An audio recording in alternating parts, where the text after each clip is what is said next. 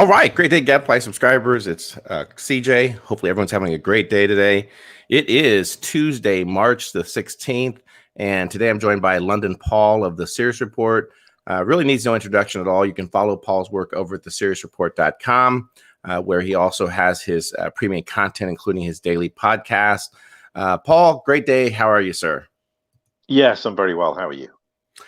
Doing great, Paul. It's very interesting times that we're living through, that we're navigating. I think I say that at the beginning of every every podcast that we do.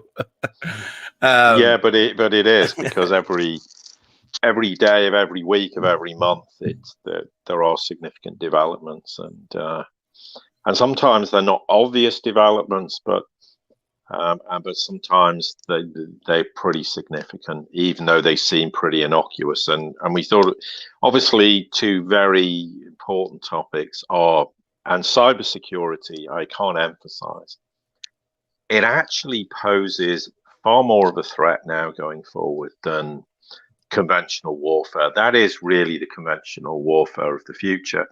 And then we've also talked about the kind of endless sort of propaganda that exists in the West. And I've made some tweets this week with regards to, you can see very telegraphed instances of how they're trying to convey certain attitudes with regards to whether it's China, whether it's Russia, whether it's Iran, whether it's Syria or North Korea, etc. Although they seem to largely be like trying to pretend North Korea doesn't exist at the moment, but they've always got some convenient bogeyman, and then they create a pretext. And I think these are important points to discuss, because as the West implodes and we see the rise of the Eurasian multipolar world, these attacks, these kind of inferences, these attitudes they want to kind of convey on the masses in Western nations, whether it's mainland Europe, Britain, the US predominantly, but also you may as well include Australia, Canada, New Zealand. So it's the kind of Five Eyes alliance plus the European Union, effectively. And there's a big push to convince everyone that, whatever it might be with regards to Russia, China, as we said, Iran, North Korea maybe, and obviously Syria is another example. And in a way, these things all tie together. So in some context, you put the cybersecurity and the propaganda, and they all kind of merge into one. And we can demonstrate that by talking about the things separately, but then how they kind of coalesce into one kind of strategy that the West is trying to deploy. And why? Because it wants to deflect away from all the economic problems we have, the financial problems, the societal problems, which are being created. The societal problems are starting to come out because of long-term economic financial policy, but also, more importantly, the whole pandemic kind of lockdown, government policy. I mean, and I can know quite clearly what's happening in the United Kingdom now, and they're starting to have to admit there's problems.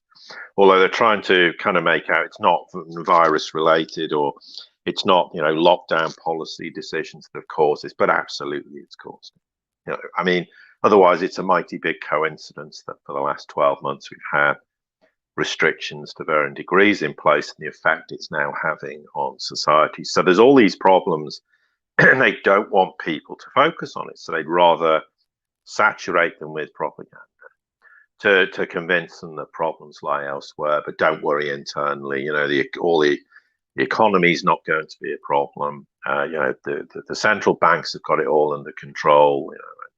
Even though they're backtracking and going from, we're struggling with it. We can't get 2% inflation as one example. And then it's now, well, yes, there is inflation, but don't worry, it's not a problem. It's a transient issue.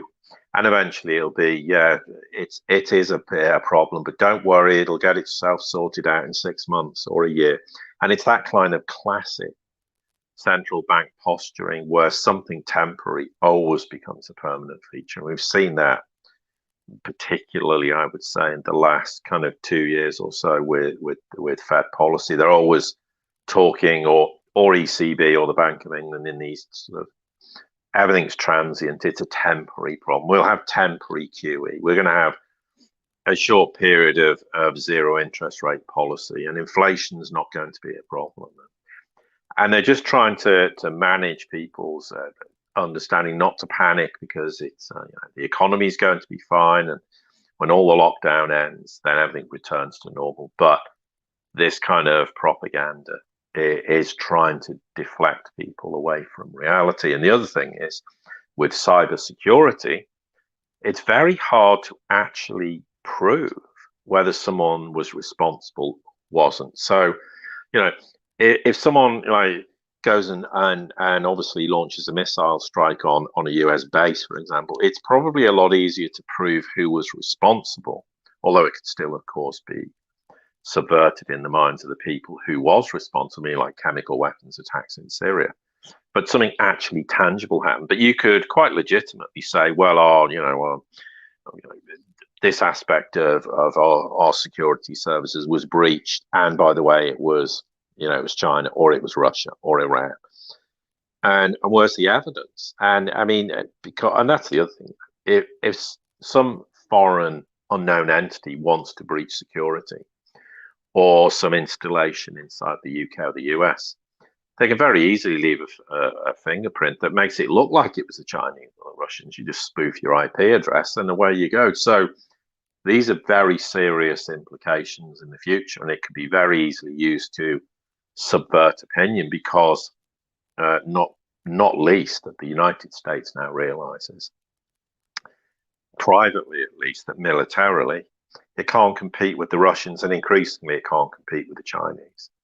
And they're starting to admit they've implemented war game scenarios with regards to simulations with regards to the Russians and now the Chinese, and they're starting to go, we can't win, and we're going to lose any war. So they know that the conventional war is not going to happen, and neither is nuclear war, because it's mutual self-destruction. There's no value in anybody resorting to those kind of tactics, not least with the fact that the Russians have hypersonic missiles that can deliver nuclear warheads, which the US can't at all counter or do anything to prevent. And it gives the Russians enormous military advantage in that scenario, which obviously is just a scenario. We're not saying it's going to happen. So it's changed the whole warfare situation. So as well as economic warfare with the Chinese, which the US can't compete with anymore, because the US is so economically weak and financially weak, then all it's left with now is cybersecurity. So, and that's their only way of trying to convince the world of nefarious behavior by the likes of the Chinese and the Russians. And it's interesting, and I message both you and Ken, where Stoltenberg, who obviously is effectively heads up the NATO, has come out very interesting recently and gone, oh, there's no imminent, threat from the Chinese or the Russians, and which I've never heard them say before. So something's caused them to say that. But these are interesting kind of discussion points. I know I've kind of talked for quite a while, but I want to put some sort of background as to why these are interesting discussion points and why they tie in very much with what's happening now and what's going to happen in the future. Right, Paul. And I can't emphasize enough that the overreaching goal that needs to be attained is to normalize relations with China and Russia at this point. And not coming from the perspective of being an apologist for Russia or China. I'm not an expert really on either one of them. However, if you look at the pattern that we've been on the past several years, nothing productive has really taken place. And 2020, or the last 3 years, we spent several years, listening to commentators talk about and really divide and make that attempt to justify either escalation, sanctions, everything in regards to, you name a country, more than likely we probably have some type of a tariff or sanction, against them. And that's not healthy for America, for us to move and navigate through the multipolar world. And I can't emphasize that enough. And I kind of personally, deemed 2021 my year of just brutal in your face honesty, because something not that we lacked that in the past, but just important now to really call out when there is an attempt of either disinformation or misinformation in regards to the public, and that's very challenging to accomplish. I did title this podcast that we're doing in regards to Joe Rogan, and then obviously the guest that he had on that was a former Mike Baker, who was a former CIA operative. And I want everyone to know that I for the most part, I enjoy Rogan's work, like on numerous topics and things that he covers, and Joe prides himself and says, hey, listen, I want to have these 3 or 4 hour long conversations and debate the topics and have this information and really go through with it. But in the first few minutes of this podcast, it almost was very clear that there was an attempt to, really continue that mindset in regards to, China and Russia and the enemies. And then when you compound that with the current escalation events that are happening, the war gaming, all those things, I just don't think it's the right direction. And when we have the huge following that Rogan does, I labeled it, disinformation, because there's no factual information that is brought forth. We know because of the works of Edward Snowden, of WikiLeaks, Julian Assange, in regards to the Vault 7 release, in terms of what you stated, Paul, that there's many attempts, and we know this for a fact, where they will label and in place a virus and then basically make it look like and appears that it comes from somewhere else. We know Bill Benny has exposed several of these things as well. So there's numerous experts that Joe could easily have a debate regarding China and Russia and the attempts, and invite his friend Mike Baker to come on and debate those things with some of the people. But Paul, I think just to put in context of what that looked like, and I know you haven't listened to it. I know probably many of the people that are tuning in haven't listened to it. So I just want to play like a couple minutes of what the conversation looked like from the very start.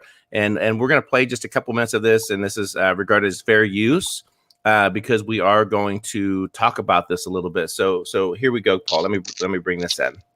Okay. Good to see you, buddy. What's happening? Good to be seen. Good to be seen. Now, not much going on in these times of ours. I'm very excited to talk to you because I had a guy on, Jamie Metzel yesterday, a scientist who scared the shit out of me, talking about China. He's talking about China. We were talking about China amassing naval power. Oh. China's taking over tech companies, Yep. and how huge they're getting and how much influence they have over their people as opposed to the way we do it. Well, he's not wrong. No. He's not, yeah, I can't spot the lie in what you just said, but I mean, look, there's so much we can talk about, but if you think about it, just in the past handful of months, there was this SolarWinds hack, right, by the Russians. So the Russians go in, they hack into a company called SolarWinds. That is an IT management software company that happens to be fairly deep into government organizations, agencies, Treasury, and a variety of others throughout the U.S. government. And they're also into parts of the intel community, Defense Department, and a lot of commercial sectors. So anyway, the Russians figure this out. Now, around about December or January, Microsoft, identified this as a problem. And I think it was the head of Microsoft said, this looks like the most sophisticated attack we've ever seen. So this is December, January timeframe. And they're still trying to figure out the depth of this hack by Russians. At the same time, and going back months and months and months and months before, the Chinese had been engaged in a more sophisticated attack that, while everyone is focused on what's going on and so fully aware that we got problems, right, from nation states out there who don't like us, everybody's talking about SolarWinds, and now it's, they've just now released information about the Chinese attack against Microsoft Exchange servers, running the Exchange email systems.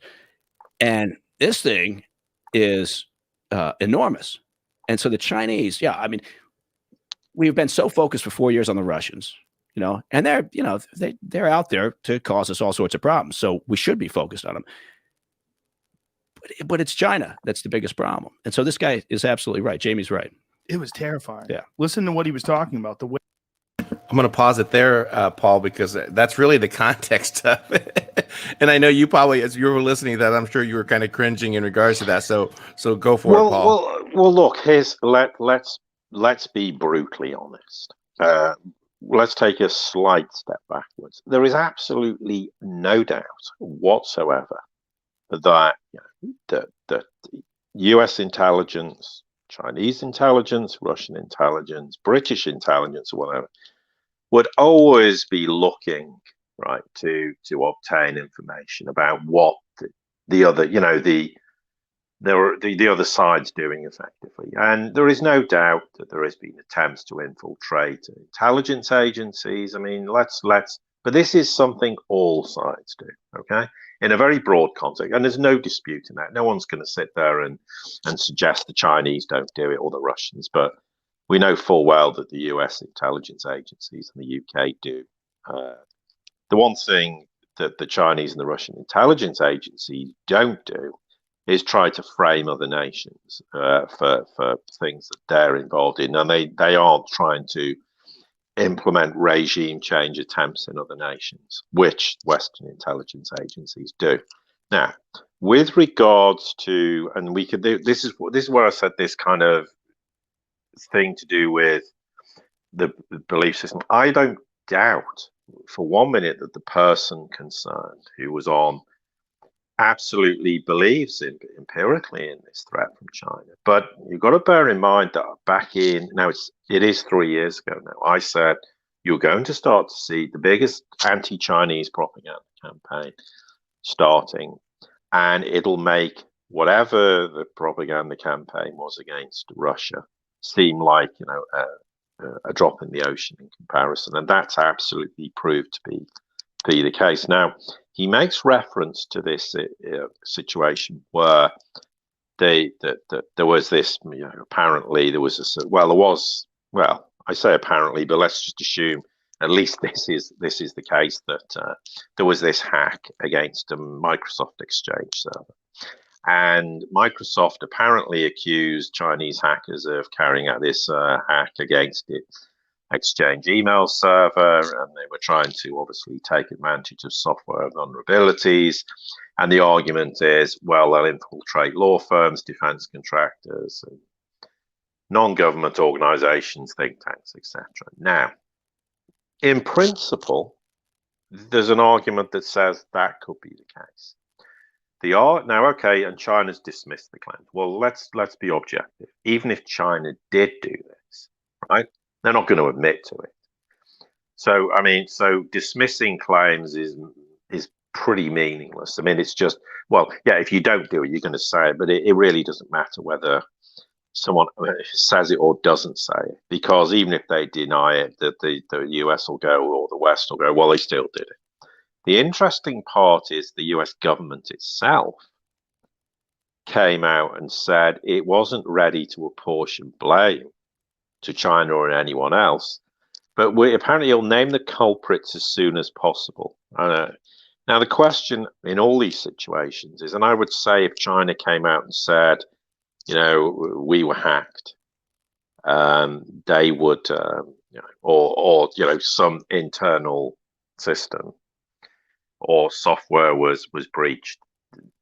First off, they're very unlikely to mention it because it obviously causes enormous problems domestically. It causes a huge lack of confidence in software, or in whether maybe it's hardware related, whatever is the cause of the breach of security. But the other thing is that if they came out and said, well, there was malign actors in the United States responsible, the immediate question is, can you prove this? Where is that definitive evidence?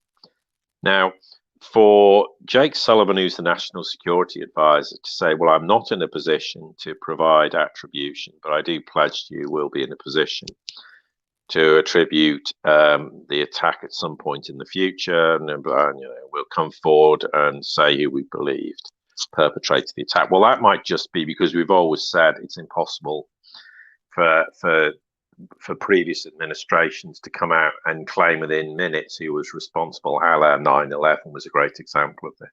So they may just have learned their lesson to keep quiet for a period of time. and then they're going to come out and accuse China or whoever of being responsible. But again, where's the evidence? I mean, if someone is going to be so sophisticated to hack Microsoft Exchange server and potentially, take advantage of these vulnerabilities and infiltrate all these organizations with links to Washington defense contractors, non-government organizations and think tanks, etc., and all these institutions. The obvious question with respect to this is that, well, you're going to have to definitively prove that the Chinese were responsible. And if you're doing it, you're going to hide your track. I mean, if China was hacking it, they're not going to do it from a Chinese IP address, and they would spoof the IP address and make it look like it was coming from somewhere inside the United States, or maybe one of the Five Eyes alliance. So, and it's not that easy to understand the origins of a hack. I mean, and if people are that sophisticated, they're going to make sure they cover their tracks. But what this does is, of course, it sets a precedent that, as we've just said, we've gone past the idea of conventional war. We're not going to have nuclear wars. There is no way that the US is suddenly going to launch a missile strike on China. I mean, it's just not going to happen. So now we've moved into the theater of cyber warfare or cyber security. And that is an entirely different sort of position. Now, so when people come on, on various shows or whatever and discuss these things, the immediate question is, okay, you may have a point, but let's look at this objectively. Where is the definitive evidence? Where is the proverbial sort of digital smoking gun that proves it was China, or maybe it was Russia, or maybe some other malign actor who's responsible? And I mean, because in principle, yes, it's possible, but you can't just make a bland statement. But you can guarantee in most people's eyes, they'll have already suggested, oh well, the Microsoft's accused the Chinese. Well, that's game set match. It must be China, and therefore, it's beyond reproach that in fact it's anyone other than that. But of course, we just don't know at this point. And the reality is, we might never know who it is. And this is a bigger point, and we've said this before in terms of cybersecurity and the whole cyber warfare. All the nations of the world need to get over all these, trying to utilize this for political advantage or geopolitical advantage, and start to realize that you could have nefarious entities in the world who will find some kid in a basement somewhere who will be able to hack into wherever they want someone to hack into. And they could cause enormous damage. This has gone far beyond nation attacking nation. And, the idea that China wants to steal all the data and plant, malware and all of it, whatever else they may want to do or not do. You could have a nefarious group of people who actually just find someone who's technically very capable, get them to do the dirty work, and then hold the world to ransom. And then that's when the threat of war or conventional war starts to be a problem. I mean, let's say, just for argument's sake, that someone was able to hack into nuclear installations where missiles are.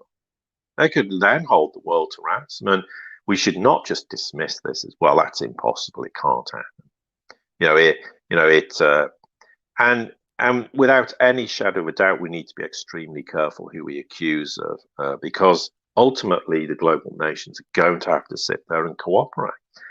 Because anyone, as we said, can spoof an attack. So I could, if I had the technical capability, I could make it look that the US was hacking into it, or trying to hack into military installations in China, accuse the US, and the US is sat there going, it's nothing to do with it.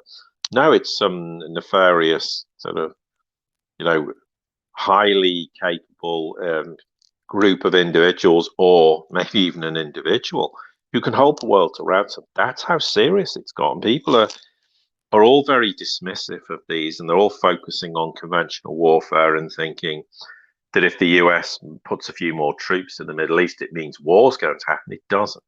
Absolutely not. If you're going to have war happening in the Middle East or war happening in the South China Sea, you want 4 aircraft carriers minimum. And if you don't, and that's never happened in my memory or living memory. So therefore, there isn't any fundamental risk of warfare happening in that regard. If that happens, then you start worrying. But there's no doubt about it that hacks do happen. But we have to not use it as a blunt propaganda tool in line with all the other propaganda tools concerning China, which is we've spoken about extensively, but it comes down to the fact because China is going around the world expanding the Belt Road Initiative, it's all debt. They're just going to clobber people with debt. They're putting them into debt trap. They're going to steal all their assets. Well, this is what we've done in the West. Nations have been bankrupted and the IMF's gone in and then they're being crippled. There's all the stories about the economic hitman. And so the West's accusing the Chinese of what they're doing, and all the nations are saying, no, that's not what's happening. So there's one example. Why? Because they want to deter nations from signing on to the Belt and Road for economic cooperation. We've also seen it with regards to propaganda concerning what China's doing in Hong Kong. I mean, Xinjiang's a great example, which is, I'm sorry, is utter nonsense. And if anyone wants to, and I'll make this point, have an argument about it, well, come on and have an argument with me, but you better have been there because I have, and they probably haven't. And it is, but again, it's propaganda. It's to try and convince. It doesn't convince people in the Eurasian bloc.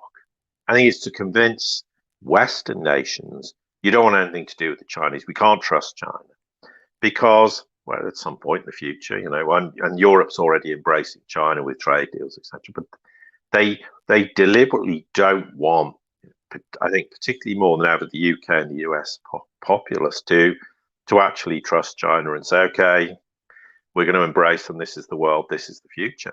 And then meanwhile, Britain's is obviously having a lot of Chinese investment, and they're not telling the people Chinese investment is building things everywhere. So, but again, it's just part of the process that we have to have a bogeyman, so then we can justify putting missiles on Russia's border and having NATO forces there and scaring the hell out of nations on Russia's border, and what justifies putting more forces, military, as we said before, in southeast China Sea and Japan, South Korea, etc., etc. So that's the motivation. But ultimately, it's because as the West collapses, there's more desire to demonize China and Russia. And we can talk about something with regards to Russia shortly. And there's a whole sort of backstory, which I'll try and be quite brief about, although it is very, very detailed. And it's something I discussed in my own podcast back in last year, which was the original sort of issue of this SolarWinds security breach, and now how it's starting to play out in reality. And we're seeing how the US is now trying to use this for some spurious reasons without where's the evidence to suggest that in fact that was the Russians who did it. Yeah, I'll be brief. I'm interested to hear what you have to say about that, Paul. But just taking this from an analysis standpoint and looking at even history and the history involving certain alphabet agencies and their ability not only to lie to Congress, to give testimony that there was no mass surveillance program, but yet many people on some of the oversight committees were being hacked themselves and followed. And these are members of Congress and Senate, and nothing happens. Nothing happens to these organizations. And I'm just frustrated when I hear the conversation in regards to Mike Baker, who formerly was a CIA operative. Does he discuss these things, that his boss was guilty of a crime and served no sentence? No, and we know Bill Binney has shared them how this massive data collection worked. They use non-government organizations. They use them as a private company to gather this information, so it kind of shields those agencies from being revealed. And not only on top of that, Paul, if you think back to, the entire Iraq war, in which the Five Eyes, and this is admitted, where they were actually spying on UN ambassadors, and one of the UN, I can't remember which particular country it was, who was going to veto the actions against Saddam Hussein. They actually hacked him and obtained information to blackmail him to say, hey, look, you don't want to veto the actions on Iraq because here's what we have on you. And we know this because of a whistleblower that came out from British intelligence. There's a whole documentary on, I can't remember the name of the show, but I recommend everyone watch it. She was very brave to do this and move forward. And I can't remember which organization she provided the information to, but when you look at the track history, when you look at the record of the Five Eyes, if you look at the alphabet agencies here in the United States, the massive surveillance spying of Americans, really violating our constitutional rights, our constitutional freedoms, I don't think we have any means of judging any other country for their efforts. And I'm sure that to a certain extent, like what you said, that every country takes place and does these types of actions. But to me, I just can't get over the fact that we allow this to continue. And then when you would think that there would be some accountability, some oversight from the federal government in terms of those people that are there, the Department of Justice, to really manage these, that we turn a blind eye, Paul, that we do nothing. Well, yeah, that you've just raised. That's like a hornet's nest inside another hornet's nest. I mean, yeah, there was the whole completely bogus Iraqi weapons of mass destruction, and then there's all the claims about Assad and chemical weapons. And I made a tweet the other day. You can see how in the West they're trying to stoke all that at the end. That Assad murdered all the Syrian people and used chemical weapons. And the whole point is, the vast majority of the Syrian people really are very supportive of Saddam Hussein. Of Assad. They understand precisely what's going on inside Syria. And I always make the point, after 10 years now of this war going on, and it's not a civil war. There is no way that Assad would have survived as the president if he'd done all the things that the West claims he's done. Now, of course, we know it's nonsense, and we know that there is enormous propaganda with all sorts of think tanks and other organizations, non-government organizations, that are just stoking all this propaganda to justify why the West does what it does, and then of course there's no accountability for the fact that for the West's atrocities and the actions it commits in these countries. So yeah, you're absolutely right. And ultimately, governments, whether it's Congress, whether it's the UK Parliament, is never going to confront and start having arguments about security, or the lack of appropriate behavior by intelligence agencies. No way, they're just not going to do it, because that's just a bridge too far. You don't start because in Western nations we talk about how people like to believe in the likes of China. If anyone speaks out against the government, these things happen. Well, if you started attacking the security services and making accusations against them, I would fear for the safety and security of the people making those statements. So that's why things aren't challenged. But we know for a fact that this most certainly happens, and there's historical reference to this. And then stories are invented at the time, and then subsequently we find through disclosure, sometimes decades later, or not in the case of the Iraqi false weapons of mass destruction, but in other historical contexts where blatant lies are being told. And people will readily now accept they were lies, but they still believe what they're told today. It's like, it's always the truth until you realize years later it was a lie. And then we repeat the same process. Oh, it's the truth again. Oh, no, we find out years later it's a lie. Well, why don't we start going, hang on, is this another lie or is it the truth? And we also have to be a little bit careful that with regards to accusations against with nations, that we start to go, hang on, is there a profile? Does this fit a profile with this nation? Is this nation an adversary? I mean, we had the situation where the Germans find out that the Americans were spying on Merkel. I mean, so, and we know for a fact that the US spies on everybody else. I mean, that's the whole point of the NSA. That's why the Americans desperately don't want Huawei rolling out its technology, because the West doesn't have a backdoor into all this technology, so they can't spy on their own side.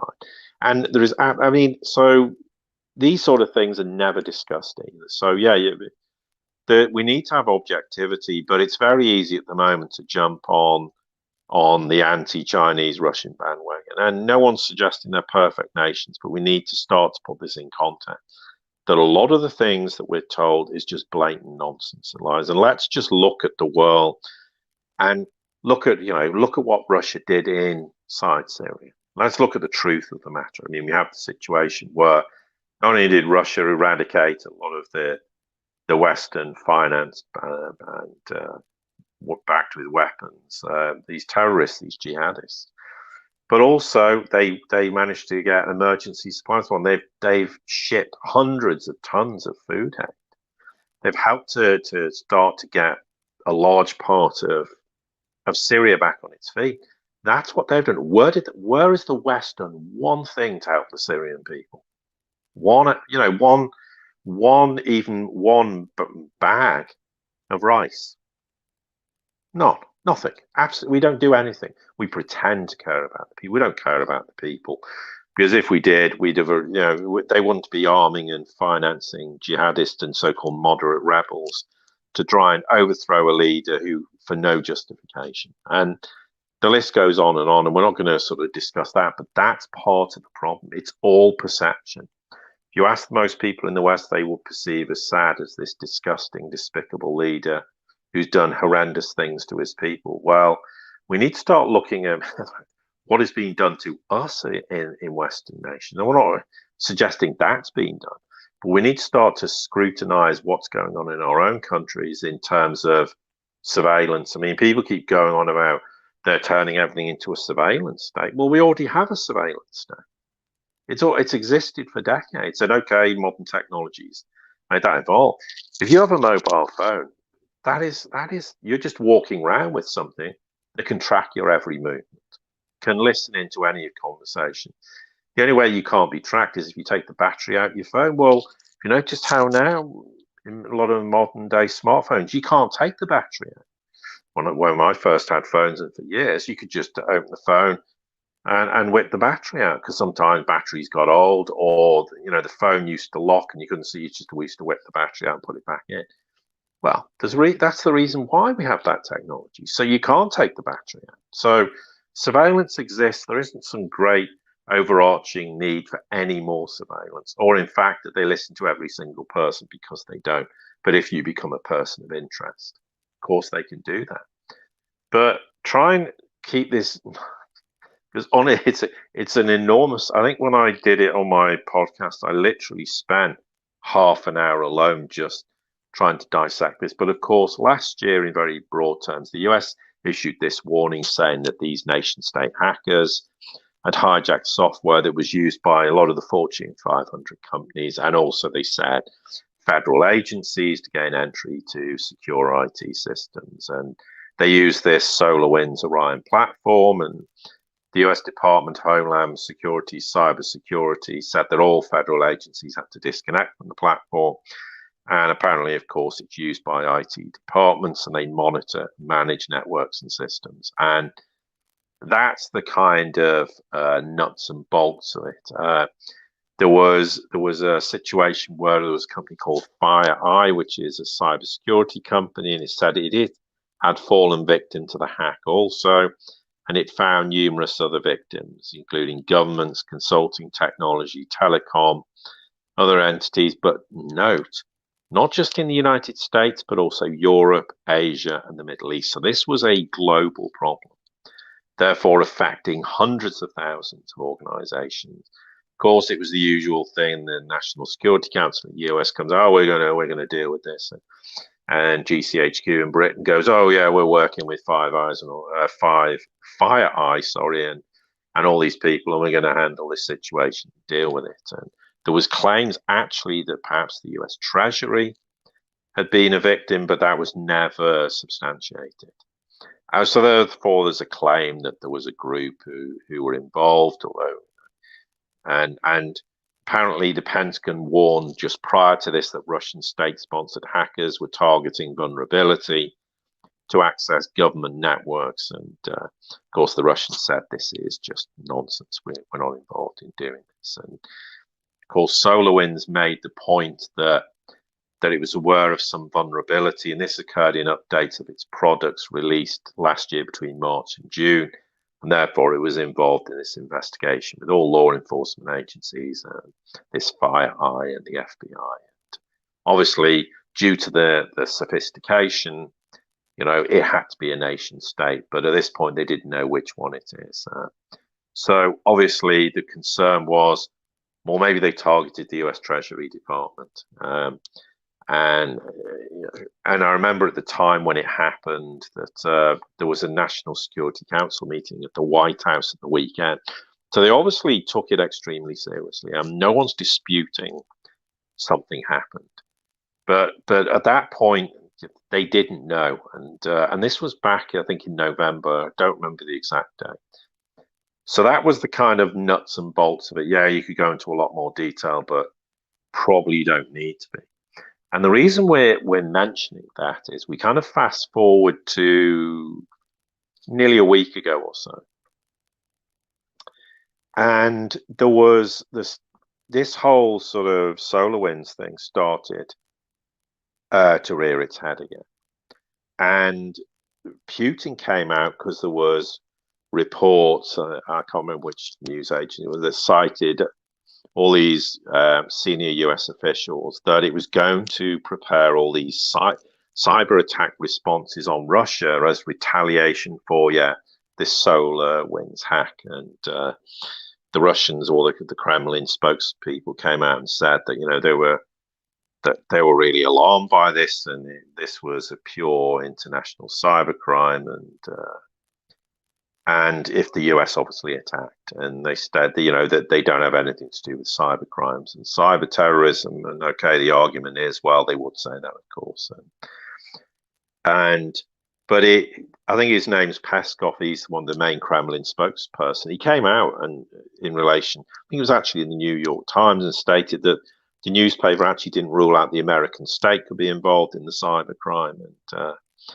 But apparently the Biden administration said, well, it was the Russian networks who were responsible, and we're going to launch these actions against Russian entities without actually stating who it was. I mean, for me, this is an extremely worrying development. I mean, not only have they publicly come out and accused the Russians of doing, but actually publicly coming out going, well, we're going to take action against you via, some cyber attacks.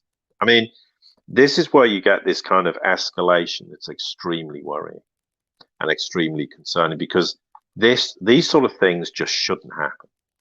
I mean, even if the United States actually genuinely had evidence for this, the last thing you do is come out and make public statements and accuse them. But we know why it's part of the propaganda. But for them to plan cyber attacks against Russia and admit to this, and by the way, we're going to implement more sanctions on Russia because of the whole Navalny nonsense.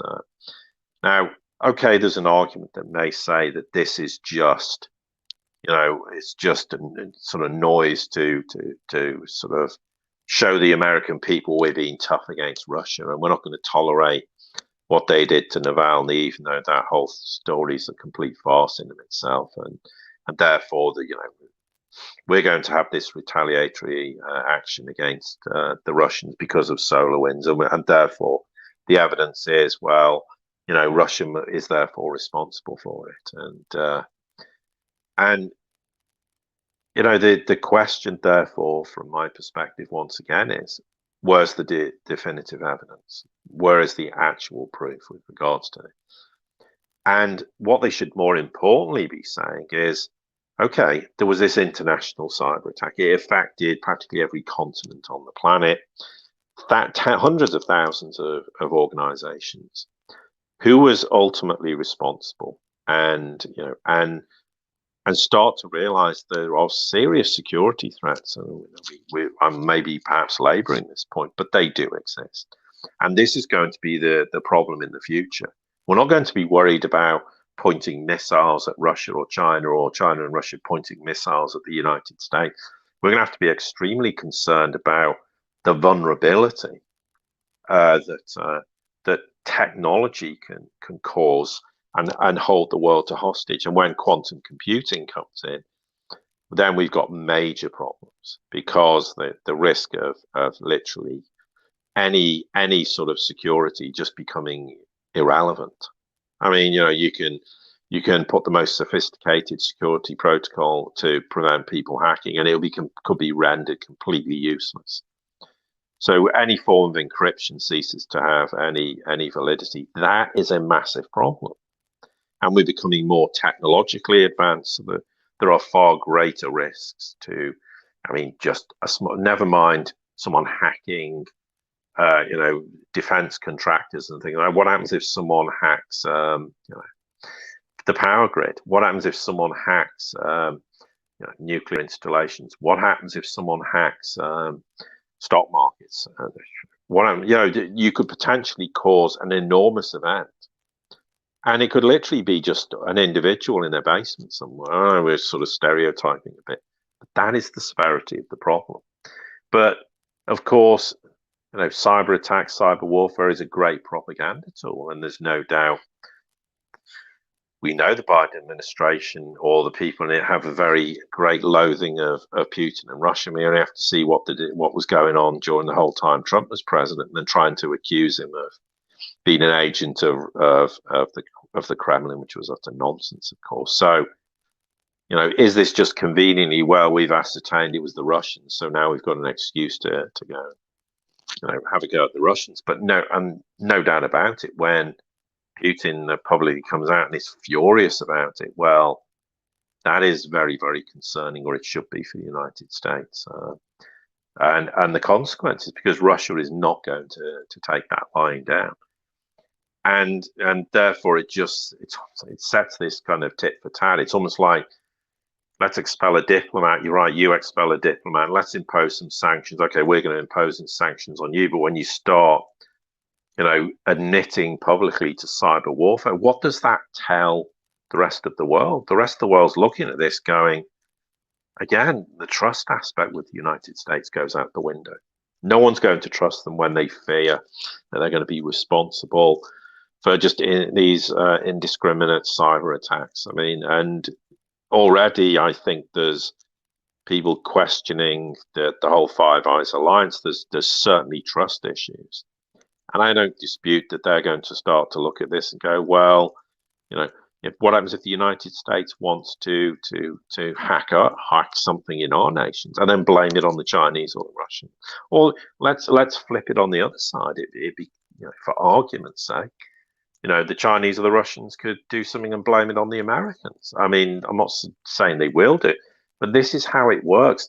And they're playing into the hands of the very people who can sit there, who are very intelligently can hide, effectively the fingerprints of their own responsibility for things, and will quite happily sit there and say, well, let the Americans blame the Chinese and the Russians.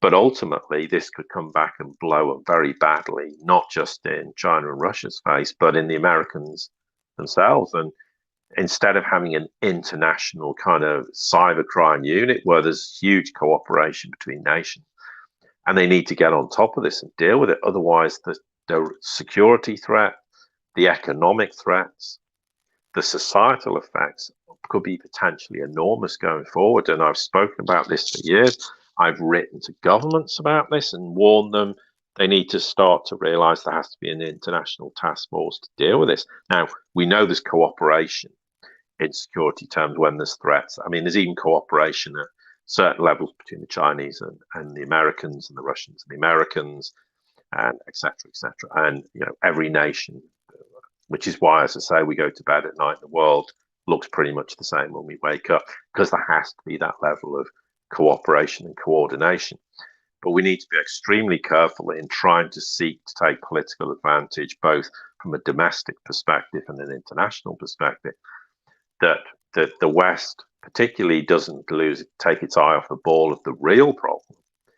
And in the process, they could set themselves up for a major incident, because they're instead of cooperating with the Chinese and the Russians and other nations, for example, they're seeking to take advantage of this. And that is a big threat, and they need to start taking it seriously, because if they don't, the consequences could be catastrophic.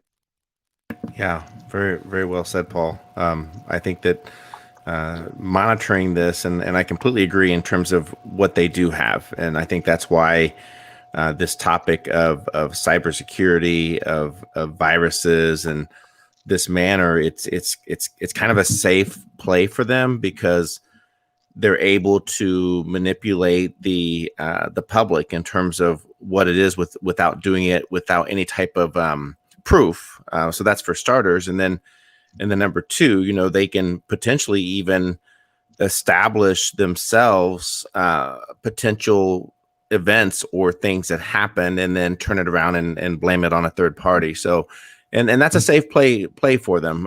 As long as there's, not too much, collateral things that occur. And why I say that is because how many times do we hear here in the United States that, and it's funny that we go in this direction, because even the conversation that Joe Rogan had with this gentleman, they talk about the security grid or the energy grid in the United States. And, he used for an example, think of Texas when, Texas had the really bad winter storm, which they're not accustomed to. And it was terrible. There was people lost lives because of that. And he goes on to say, multiply that times, 3 months, 6 months of no power. So that fear can be very strong, Paul, in terms of how they can use that information. So I think it's important we have these conversations and we monitor this and how they potentially could use cyber warfare, cyber, whatever you want to call it, as a means to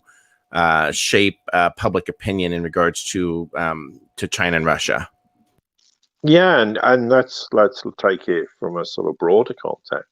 A couple of points.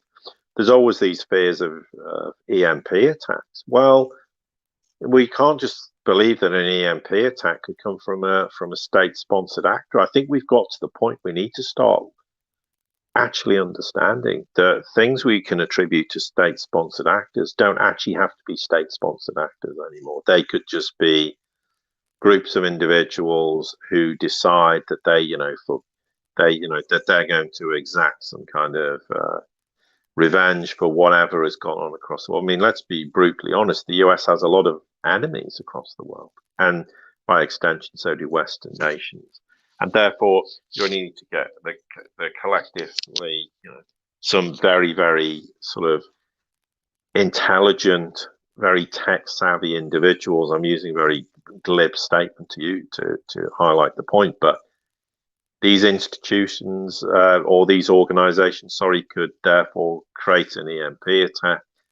And what would that would be worse than catastrophic in if that's at all proper, given what that would cause for humanity in the strict sense of the word. So it goes far beyond a geopolitical problem and using it for economic disputes. So well, therefore we're going to sanction you, and we're going to expel diplomats, and we're going to exact industrial sabotage and all the other things. That's bad enough, but this could escalate into something far worse.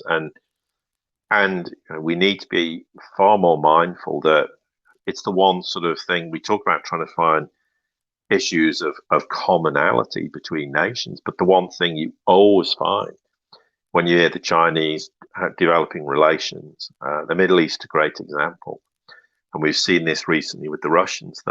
When Lavrov went, a large part of the discussion is about domestic security. It's about cyber terrorism, cyber warfare, or the threat of terrorism in nations. There's a recognition among large parts of the world that this is now the problem for the 21st century and beyond.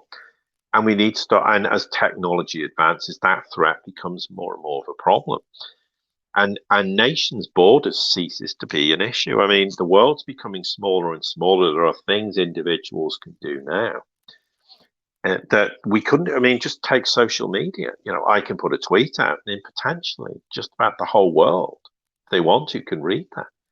That is an enormous sort of change of what technology can do in a very simple sense. So the world's becoming much smaller. So sophisticated hacking doesn't require a nation state to be involved in it. And I don't doubt there are groups of individuals who see this as a future way of holding the world hostage and being able to extract enormous influence and wealth as a result of this. And people often go, well, this is all science fiction. Well, science fiction is now becoming reality, and we have to be extremely careful that we take these things seriously. And I don't see the West. I just see them using it as an excuse to as a propaganda tool for geopolitical, economic reasons, whatever. The other thing that they're failing to realize is they're actually telegraphing to the world that our security systems are inadequate. We are not fully protected. We're constantly exposed to threats, and that's true for any nation. But particularly in Western nations, it seems to be more of a problem, and therefore we need to start to also have some global consensus that says there needs to be new security protocols. We need to be mindful, as we said, that quantum computing is just around the corner. It is a serious threat. It poses an enormous threat to every secure network, whatever it is, whether it's you with your Wi-Fi at home, or whether it involves nationally or international organizations, or whether it's government related or security related or banking and finance related. These are huge problems, and we need to deal with those problems now. And there are groups of people, fortunately, working on this. But again, these are not government-based institutions. So you always have to be extremely careful in how we assess technologically what is going on. But this is most certainly an enormous problem in the making, and we have to deal with it. And that's why you're absolutely right. Using it as a propaganda tool really is for me, is ridiculous. And again, I don't doubt there's a lot of people out there who genuinely believe China or Russia pose this enormous threat. Well, that needs to be started to be backed up with substantial data. And I think there needs to be a world governing body of some description. I hate that kind of thing. But when there's going to be disputes in the future regarding cyber terrorism or cyber warfare, there needs to be some group that has to assess what is going on and actually say, okay, yes, there's definitive evidence that nation A is responsible for hacking nation B, and there does need to be consequences. But we need to start to realize that's probably predominantly not the problem. And there are going to be groups of individuals who can become extremely powerful just by having technological advancements. And let's not believe for 1 minute that there aren't people out there who are capable of far greater technical awareness and ability than exists inside government agencies or whatever tech company that exists now. There are people out there who are very, very intelligent, very sophisticated, and potentially could be used as a positive asset, or could actually be turned by nefarious groups and entities into a very negative asset with, as you say, catastrophic and extremely serious consequences. Yeah. Very well said, Paul, and great discussion today. And also just want to thank our Gadfly subscribers. We appreciate your work. So comment directly on this video or jump over to our forums. And also don't forget to go over and support Paul with his work over at theseriesreport.com. Paul, great discussion today, and I'm sure we'll be doing this again soon. Yes, absolutely.